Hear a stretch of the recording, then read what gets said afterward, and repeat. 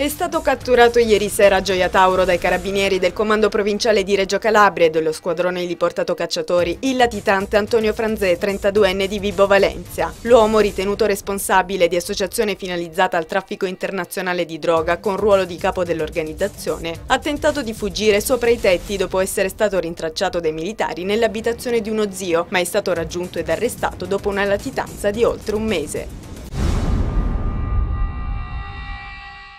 Il Telesio d'argento è il simbolo della città Abruzzi al professor Francesco Sisci, è stato consegnato questa mattina dal sindaco Occhiuto come simbolo di riconoscenza. Sisci è un sinologo di fama internazionale, cioè esperto di cultura cinese, giornalista e scrittore. Originario di Villapiana, il professor Sisci, sposato in Cina dove da tempo vive, è in Calabria per un ritorno alle origini, dai significati non esclusivamente personali.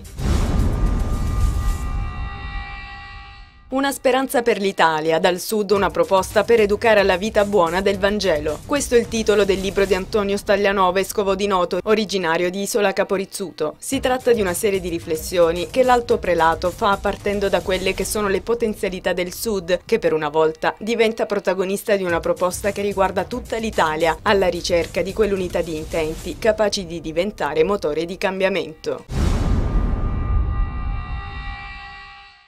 Con la tendenza al risparmio e ai menù low cost nel cenone di Capodanno è boom per cotechini e zamponi che fanno registrare un aumento degli acquisti del 10% per un totale di 5 milioni e mezzo di chili serviti in tavola. È quanto stima la Coldiretti nel sottolineare che è l'effetto della necessità di conciliare il rispetto della tradizione con il contenimento della spesa complessiva per il cenone di fine anno, per il quale 6 italiani su 10 spenderanno meno di 75 euro, privilegiando la cucina in casa rispetto alla cena fuori, secondo Confesercenti.